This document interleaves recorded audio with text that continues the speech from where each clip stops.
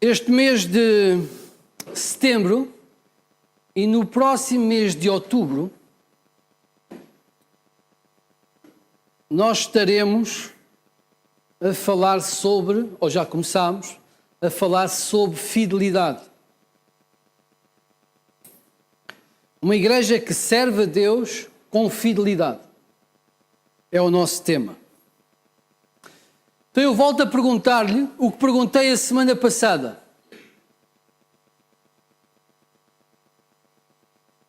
Considera-se fiel a Deus?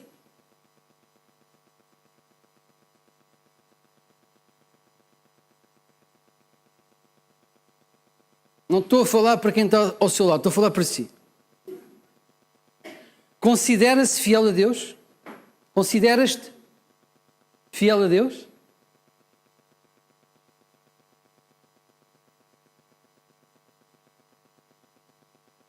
Há quem tenha alguma dificuldade em dizer sim, eu sou fiel. Como vimos, não há hipótese de sermos mais ou menos fiéis. Ou somos, ou não somos. Ou somos fiéis, ou não somos. Não há meio termo. Mas alguns podem dizer assim, mas nós pecamos. Sim, é verdade. Mas há uma grande diferença entre pecados. Quem diga que os pecados são todos iguais? Os pecados são todos maus. Mas há uma diferença entre pecar, por exemplo. Eu posso pecar circunstancialmente. Imaginemos, saio de manhã, os meus filhos no carro, para levá-los à escola, descansadinho da vida, não é? A pensar que podia ter dormido mais 2 ou 3 horas, e não posso. E vou eu no meu carro, ali e tal, ali, na fé. E de repente passa uma figura daquelas que a gente às vezes vê nas estradas, não é? E que põe em causa a minha vida e a vida dos meus filhos. Já vos aconteceu? Parece que sai assim uma coisa.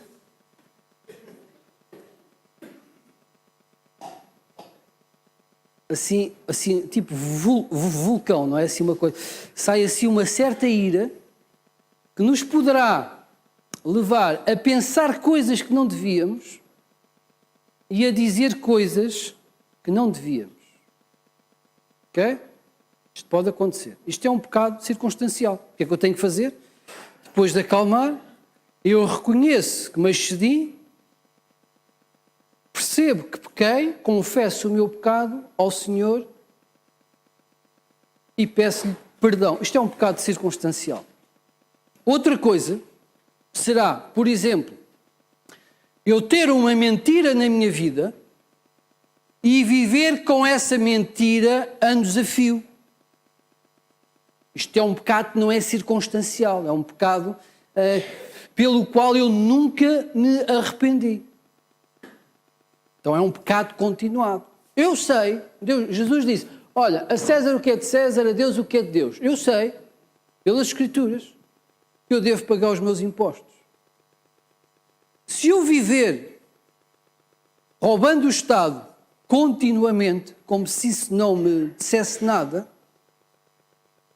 eu não me arrependi desse pecado. Então esse pecado é um pecado continuado, não é circunstancial. O que eu estou a fazer é ouvidos mocos àquilo que o Senhor me tem ensinado.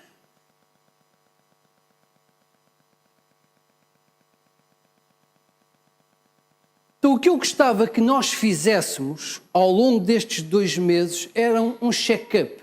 Nós vamos estar a meditar sobre alguns princípios de fé e vamos tentar perceber se de facto existe alguma coisa na nossa vida que esteja fora da fidelidade a Deus. Eu gostava de começar por te fazer esta pergunta. Deus está no trono do seu coração. Deus reina na sua vida. Quem concorda, não é preciso levantar o braço e dizer, quem concorda que Jesus deve ser o número 1 da nossa vida? Concordamos com isto? Ele de facto reina na nossa vida. Se eu lhe disser assim, olha, Deus reina na tua vida, pode dizer que sim, facilmente.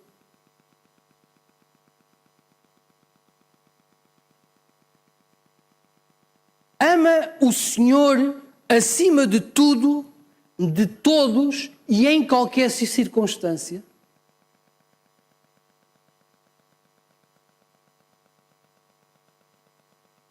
Por outro lado, será que Deus quer ser amado desta forma? Deus quer ser a prioridade da nossa vida? Na perspectiva de Deus, Ele quer ser o número 1? Eu creio que sim. Encontro isso nas Escrituras. Agora deixem-me dizer uma coisa. Deus não quer ser o número 1 das nossas vidas ou a prioridade das nossas vidas em teoria. Deus não quer ser uma ideia teológica ou uma ideia corretamente teológica. Deus não quer ser um clichê. Eu tenho Deus em primeiro lugar das minhas vidas. Deus não quer ser um clichê. Deus não está interessado minimamente em que os nossos lábios digam que Ele é Senhor e que está em primeiro lugar na nossa vida e que depois no nosso dia-a-dia, na prática da nossa vida, Ele ficar para segundo plano. Deus não está interessado nisso. Deus não vê como vê o homem. Deus olha para o coração dos seus fiéis. Ele discerne o que nós pensamos, Ele discerne o que nós sentimos, Ele sabe exatamente aquilo que nós desejamos, aquilo que o nosso coração deseja. Deus olha para o nosso coração e vê se somos ou não somos fiéis.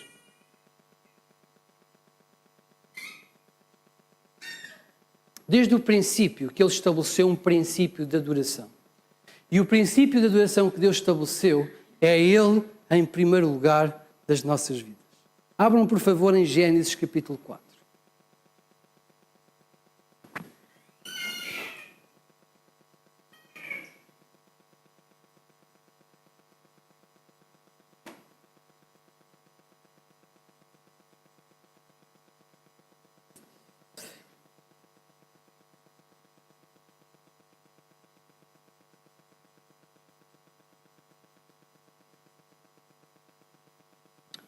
Vamos ler Gênesis 4, versículo 1 até ao 7. Os irmãos conhecem muito bem esta história. Conheceu Adão a Eva, sua mulher, ela concebeu e, tendo dado à luz Caim, disse: alcancei do Senhor um varão. Tornou a dar à luz um filho, acionou-me Abel. Abel foi pastor de ovelhas. Caim foi lavrador da terra. Ao cabo de dias trouxe Caim do fruto da terra uma oferta ao Senhor. Abel também trouxe dos primogênitos das suas ovelhas e da sua gordura. Ora, atentou o Senhor para Abel e para a sua oferta. Mas para Caim e para a sua oferta não atentou. Pelo que irou-se Caim fortemente e descaiu-lhe o semblante. Então o Senhor perguntou a Caim: por que te iraste? E porque estás descaído, e porque está descaído o teu semblante? Porventura, se procederes bem, não se há de levantar o teu semblante? E se não procederes bem, o pecado jaz à porta, e sobre ti será o seu desejo, mas sobre ele tu deves dominar. Vamos orar ao Senhor. Senhor, dá-nos capacidade, Senhor, para entender a Tua palavra. Que o Teu Santo Espírito possa ministrar. Senhor, ajuda-me a transmitir a Tua palavra com amor, Senhor. Ajuda-me a... Usa-me, Senhor. Transmite Tu a Tua vontade a todos nós. Que eu seja apenas um instrumento Teu. É isto que eu te quero pedir, em nome de Cristo, Senhor. Amém. Então, conhecemos bem esta história.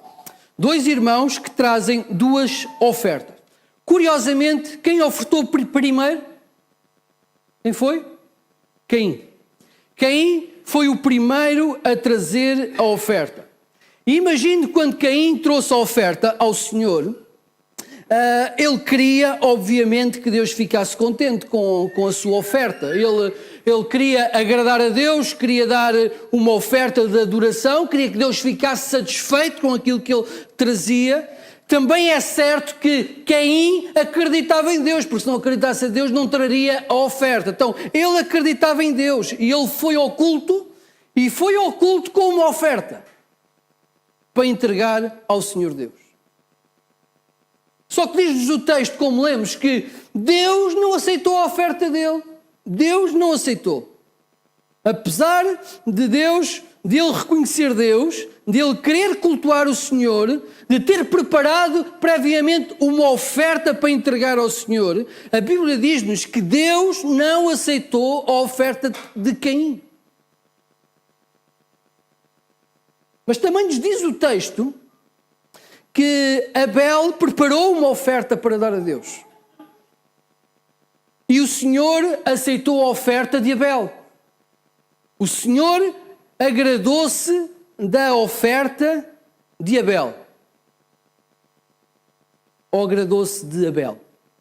Vejam lá o texto. Agradou-se de... Primeiro, de Abel.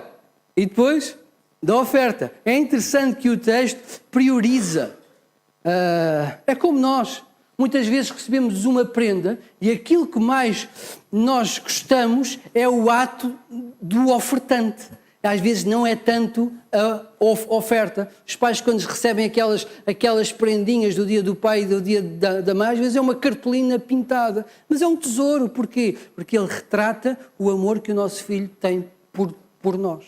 Então, Deus agradou-se de Abel e agradou-se também da oferta de Abel. E o que o texto nos diz é que a oferta que levou Deus a agradar-se de Abel era as primícias. Eram os primeiros, primícia significa os primeiros. Eram os primeiros animais, porventura o primeiro animal. E diz-nos também o texto que ele ofertou as primícias e a gordura.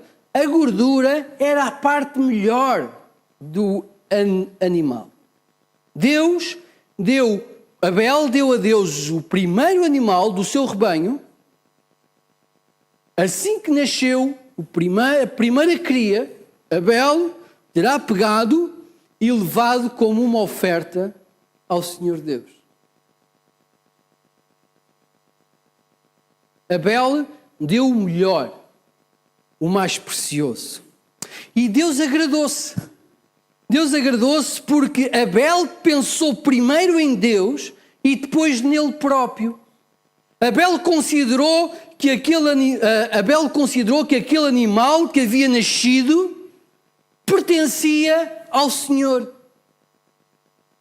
Ele percebeu que era de Deus, porque no coração de Abel reinava o Senhor.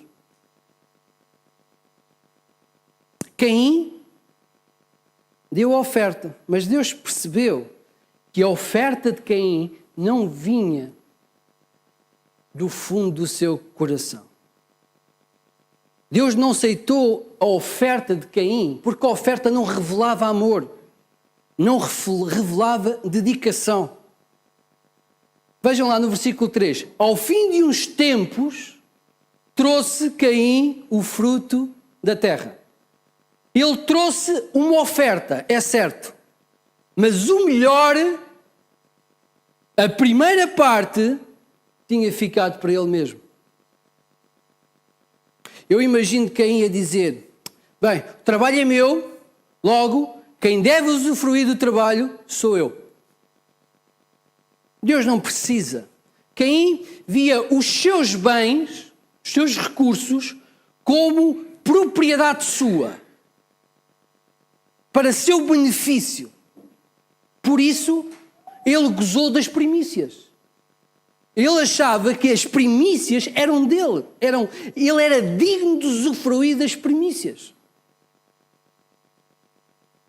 E depois então, passado algum tempo, ele lembrou-se que deveria entregar ao Senhor a adoração.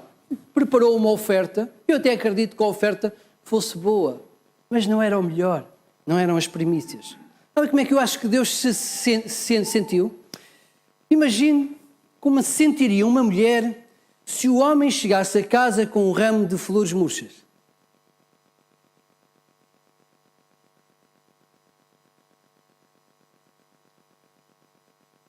É isto? Deus sentiu-se como se ele não fosse Deus.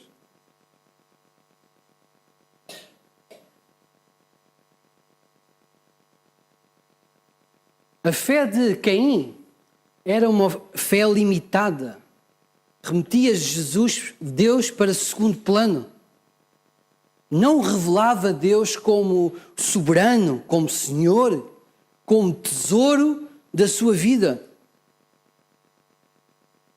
A oferta de Caim não mostra que Deus é prioritário. Ele cria em Deus, mas Deus era apenas um aspecto da sua vida. Deus estava em segundo. Mas quando pensamos na oferta de Abel, nós podemos perceber que Abel era um adorador. Abel via os seus recursos como um meio de adorar ao Senhor. Um meio de reconhecer a Deus. O fruto do seu trabalho era motivo de engrandecer ao Senhor Deus.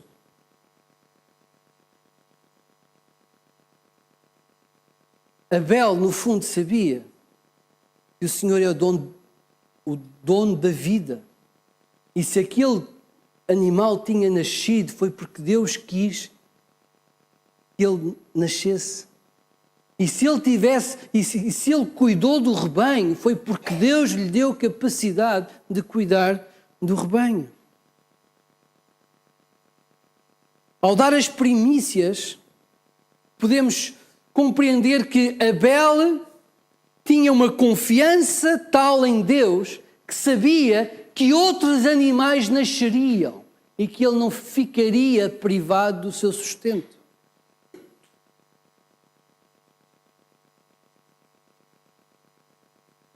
E como Deus reinava no coração de Abel, e Abel cria no poder soberano e cuidador de Deus sobre a sua vida, e com certeza que o relacionamento que Abel tinha com o Senhor era um relacionamento íntimo, próximo, abençoador, então Abel preparou a melhor oferta. E quando nasceu aquele animal, ele foi todo contente de entregar. O irmão já sentiu aquela coisa no dia de Natal, ficámos à espera daquela pessoa que nós amamos abrir aquele presente que nós sabemos que vai tocar o seu coração. Às vezes os pais fazem assim uns disparados pelos filhos porque querem agradar-lhes muito, aos maridos pelas esposas, não é? Disparados entre aspas. Mas nós esforçamos para dar o melhor. E quando nós damos o melhor, nós ficamos na expectativa de ver a reação da pessoa. Foi isto que aconteceu. Abel, quando nasceu o primeiro do seu rebanho, ele foi entregar a Deus, porque Deus é que merecia aquela oferta.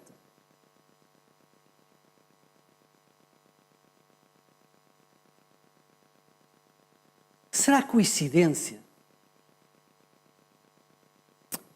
Oh, não é curioso que Deus tenha escolhido esta passagem, este episódio, logo após a expulsão do Éden? Não é interessante que esteja logo no início da Bíblia? Deus criou, o homem pecou e depois do homem pecar, Deus definiu a regra, o princípio, melhor falando, da adoração. E o princípio da adoração é este, é Deus em primeiro lugar. Deus definiu que Ele continuaria a ser Deus após a queda e que Ele tinha que estar em primeiro, tinha que ser a prioridade. Abel fez o que sabia que Deus queria e que Deus gostava. Ele ofereceu as primícias. Este princípio das primícias, ele percorre toda a Bíblia. Vamos ver algumas passagens que vão ser projetadas para ser um pouco mais rápido, mas vamos ver alguns episódios então que Deus fala das primícias, deste princípio de adoração. Êxodo 13, 1 e 2, o Senhor falou a Moisés dizendo: santifica-me todo o primogênito. Deus havia tirado o povo da escravidão do Egito e Deus estava a estabelecer com o povo a lei que levaria o povo à fidelidade ao Senhor Deus. E Deus diz: santifica-me, ou separa para mim todo o primogênito, todo o que abrir a madre de sua mãe, entre os filhos de Israel, assim de homens como de animais, porque meu é. Um pouco mais à frente diz: separarás para o Senhor tudo o que abrir a madre, e mesmo todo o primogênito dos teus animais, os machos, serão do Senhor. O Senhor definiu sempre que as primícias eram para Ele, para ensinar o povo a tê-lo como Deus soberano nas suas vidas. É muito interessante. Estava a ouvir um pregador também sobre este tema, e ele dizia assim: é interessante que Deus tirou o povo de Israel do Egito, sustentou-o no deserto e levou-o para a terra de Canaã, e disse que aquela terra emanava leite e mel, é a terra da bênção. Mas as primícias foram do Senhor, porque Deus disse: em Jericó vocês não vão levar absolutamente nada. E tudo o que aconteceu em Jericó depois daquela vitória, todo o despojo de Jericó, foi para o Senhor. As primícias são do Senhor. O que Deus lhes quis mostrar é aquele princípio desde o início. É que Deus está em primeiro lugar. Provérbios diz, Provérbios 3, 9 e 10 dizem: honra ao Senhor com os teus bens e com as tuas primícias de toda a tua renda, e se encherão fartamente os teus celeiros e transbordarão de vinho os teus lagares. Então o que nos diz é que não é apenas um princípio de adoração de Deus, do homem para com Deus, também há uma relação de Deus para com o homem.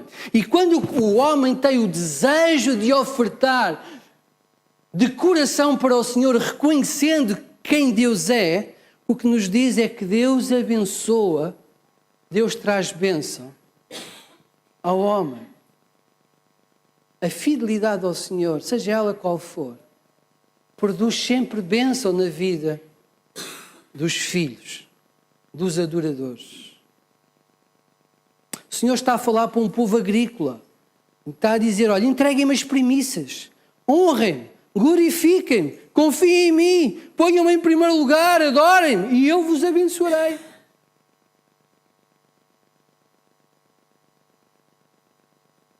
Ser fiel ao Senhor traz bênção. Traz bênção. Paulo, aos Romanos, capítulo 1, versículo 16, diz o seguinte: se as primícias são santas, também a massa o é. Se a raiz é santa, também os ramos o são. Por outras palavras, diz: olha, se as primícias são consagradas ao Senhor, são consagradas para honra e glória do Senhor, são separadas como oferta ao Senhor, todo o resto é santo. Se a raiz é santa, os ramos também são santos. Se consagramos a primícia ao Senhor, as primícias ao Senhor, tudo o resto do nosso sustento é abençoado e está debaixo da graça de Deus. Entregar ao Senhor as primícias da terra é dar-lhe honra, é distingui-lo, é demonstrar o lugar especial que Deus ocupa na nossa vida. Deus quer ser o primeiro nas nossas vidas. Como Ele nos ensinou desde o princípio. Querem ver Jesus a ensinar sobre as primícias? Mateus 6. Abram, por favor. Agora não temos projeção.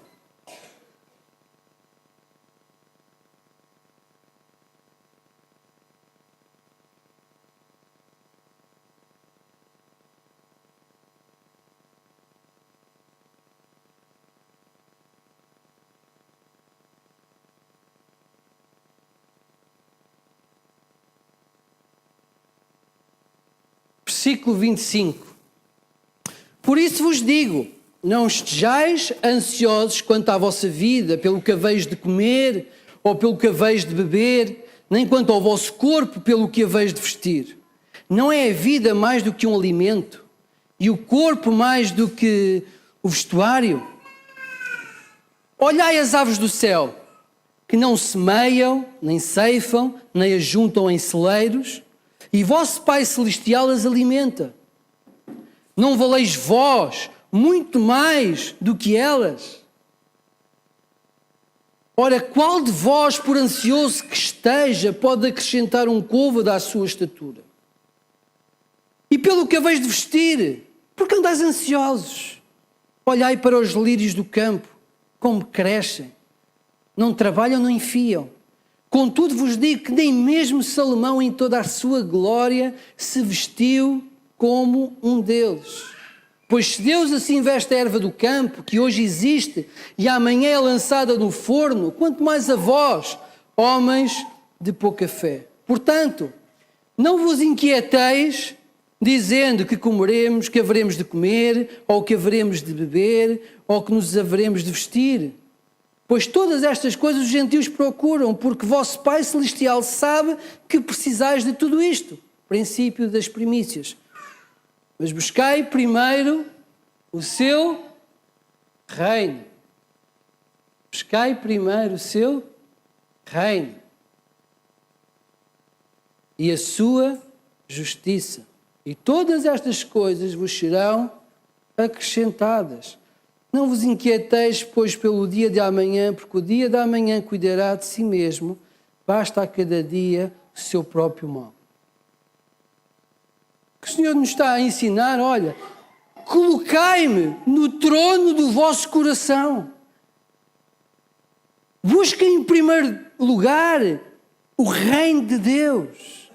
A oração que Jesus nos ensinou não é seja feita a nossa vontade, assim na terra como no céu, mas é, seja feita a tua vontade, assim na terra como no céu.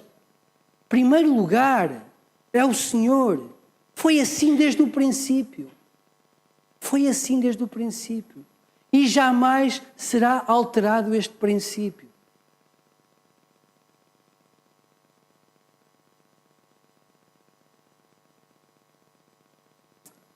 O que acontece na sociedade em que nós vivemos e também na sociedade onde Jesus viveu como homem é que existe um grande ídolo que é concorrente da soberania de Deus. E Jesus chamou-lhe Mamon. Podem projetar o texto? Já está? Não. Próximo texto. Nenhum servo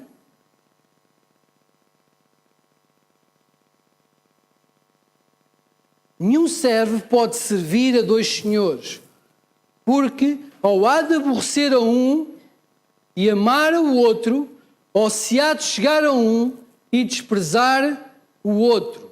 Não podeis servir a Deus e a Mamon. Quem é Mamon? Pode ser traduzido por dinheiro, pode ser traduzido por riqueza na sua Bíblia. quem é este que Jesus apresenta como um concorrente? Claramente Jesus diz assim, olha, ou servem a Deus, ou servem a Mamon. Não, quando se ama um, deixa-se o outro para trás. Fica claro o texto. Na verdade, não é o dinheiro que é o problema. A Bíblia diz-nos muito claramente que é o amor ao dinheiro. O amor ao dinheiro é a raiz de todos os males. Mamon é um dos deuses deste século. Tem sido um dos deuses da sociedade, do mundo. É o Deus que seduz as pessoas pela riqueza, pelo dinheiro. Ele continua a buscar servos, adoradores. São pessoas que vivem focadas no dinheiro, na riqueza, nos bens materiais. Sabemos que por trás dos ídolos há entidades espirituais, há demónios. É isso que a Bíblia nos diz. Mamon é o espírito ou a entidade que tem influenciado este mundo, as sociedades, a curvarem-se ao dinheiro, ao lucro. Na Babilónia, Mamon era uma estátua. Hoje não é mais uma estátua. É o sistema do mundo caído que se coloca em oposição a Deus, à soberania de Deus. Mamon diz-nos que somos mais felizes ou somos verdadeiramente felizes se tivermos dinheiro. Que somos mais fortes, mais capazes, mais independentes, que não precisamos de coisa alguma porque temos dinheiro. Mamon faz-nos sentir que temos poder nas nossas mãos, que podemos comprar, que podemos decidir, que podemos orientar, que temos poder sobre porque temos dinheiro. Que não precisamos de ninguém, que não temos que nos sujeitar a nada. Que podemos dispensar Deus. Mamon é aquele tipo porreiro, entre aspas, que nos diz, tu tens a primazia, tu és o centro da adoração, tu tens que pensar em ti próprio, usa os teus bens, procura mais, angaria mais, para ti, para tu seres feliz, para tu viveres convenientemente nesta vida. Primeiro tu, depois o mundo. Mamon é a entidade que nos diz que o dinheiro não é um assunto espiritual.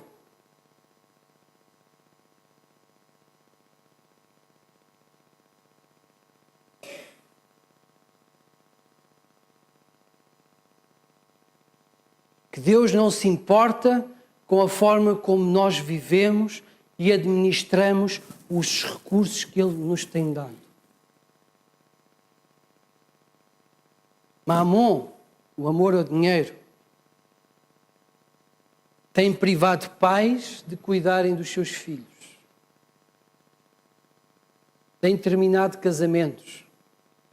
Tem sufocado famílias que, em busca de bens materiais, perdem toda a qualidade de vida e a paz no próprio lar. Esta semana, os irmãos que ouviram as notícias puderam ouvir várias vezes nos muitos noticiários aquela jovem universitária já casada, tinha sido adotada aos 5 anos e que depois do pai morrer começou a pedir a herança à mãe. A mãe disse-lhe que não, só quando ela partisse é que ela iria receber a herança. E ela com o marido decidiu assassinar a própria mãe para receber a herança. Isto é Mamon.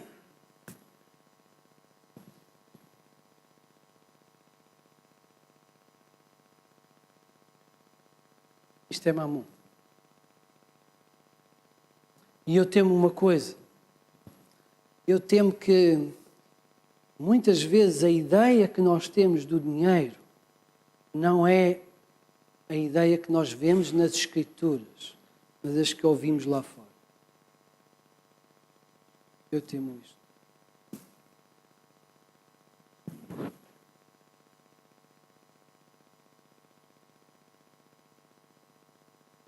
A minha convicção é esta. Quando nós retiramos os nossos bens, o nosso dinheiro, o produto do nosso trabalho, da adoração ao Senhor, quando amamos mais o nosso dinheiro do que o nosso Deus, de certo modo estamos a ser influenciados por Mamon.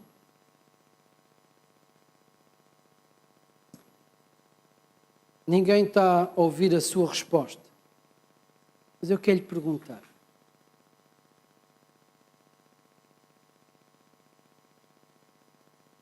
O que é que a sua oferta, os seus dízimos, as suas ofertas, a sua generosidade para com as pessoas que precisam, o que elas têm dito da sua fidelidade a Deus?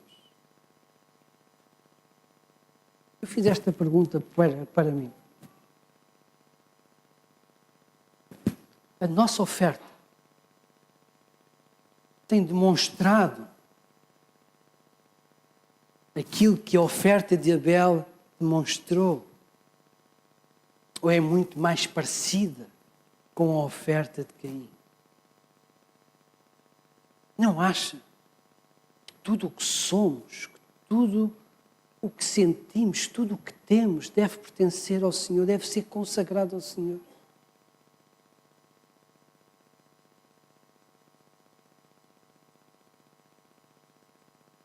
Eu temo que muitos de nós possam estar a ser influenciados por Mamon sem se aperceberem disso. As suas ofertas demonstram amor pelo Senhor, revelam que Deus está em primeiro lugar. O irmão tem entregue as primícias da sua vida. Por todas as razões que a Bíblia nos dá. Gostava que refletíssemos na última, hoje. Porque Deus amou o mundo de tal maneira que deu o seu Filho unigênito para que todo aquele que nele crê não pereça, mas tenha a vida eterna. Deus deu as primícias. O seu primogênito foi dado para que nós fôssemos salvos. Na relação que Deus quer ter connosco para a eternidade, está o princípio das primícias. Ele deu o melhor que tinha, por amor de nós, para que nós pudéssemos viver com Ele eternamente. Muitos dizem o seguinte: tenho muitos compromissos financeiros, tenho muitas despesas, bem-vindos ao clube, não tenho possibilidade de ofertar a Deus. O fiel diz o seguinte: tenho muitos compromissos financeiros, não sei como é que vai ser este mês, mas não faltará a parte do meu Deus. Não faltará a parte do meu Deus. E se estou a pregar isto, é porque temos vivido isto. Pode faltar algumas coisas, mas a parte do meu Deus, jamais, jamais. Porque Ele é digno da melhor adoração que eu possa dar. E eu desafio a experimentar este Deus, que abençoa de facto. Eu não quero que os irmãos ofereçam para que Deus enche o vosso celeiro, naquela barganha, como disse Lídia há pouco. Não é para negociarmos com Deus, para Deus nos encher. Não, é um ato de adoração, um ato de bondade, um ato de reconhecimento de que Deus é Deus na nossa vida. E por amor, e porque Ele definiu e assim o quer, aquele que é fiel deve dar a Deus o que o Senhor deseja e merece.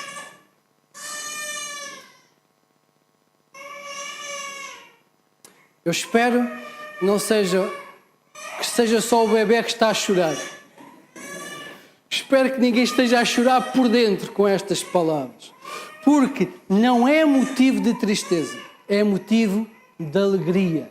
Ser fiel ao Senhor é uma maravilha. Glória ao Senhor. Glória ao Senhor. E que Deus receba honra e glória das suas primícias, da sua oferta. Porque quando não somos fiéis no pouco, também não somos no mundo, no muito. E Deus pode estar sem razão alguma de vos abençoar. Às vezes fica a pensar assim, que razão tem Deus para me abençoar financeiramente? Que razão tem? Tenho eu sido fiel?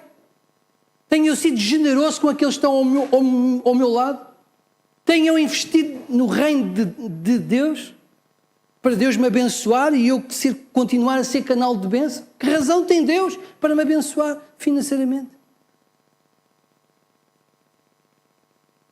Eu quero, e isto é uma partilha pessoal. Sabem o que é que eu gostava, irmãos? Eu gostava de ter mais. Mas se eu tivesse mais, eu abençoava muita gente. Eu abençoava muita gente. Mas com o que eu tenho, o Senhor tem-me permitido partilhar com outros. E cada vez que eu o faço, eu sinto que é como se o amor de Deus passasse através de mim e fosse dispensado àqueles. E quando me envolvo na obra de Deus com a minha oferta, hoje estávamos a cantar e eu pus o meu dízimo, eu senti alegria, irmãos. Sei que Deus me vai suprir. Eu fico muito triste quando os crentes têm uma visão daquilo que Deus lhes tem dado. Não é a visão bíblica, mas é a visão que o mundo prega lá fora.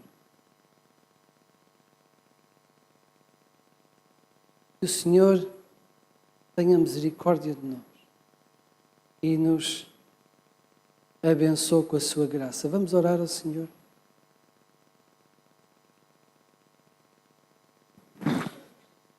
A Ti, Senhor, toda a honra e toda a glória. Nós reconhecemos só Tu és Deus, só Tu és digno de adoração. Nós reconhecemos o grande amor que Tens por nós, a oferta do Teu Filho, Senhor. Nós reconhecemos que Tu nos deste o melhor para que nós fôssemos Teus. Nós reconhecemos isso, Senhor. Ajuda-nos a viver em fidelidade, Senhor. Ajuda-nos a viver em fidelidade. Porque Tu és digno, Senhor, do nosso melhor. Em Jesus nós oramos. Amém.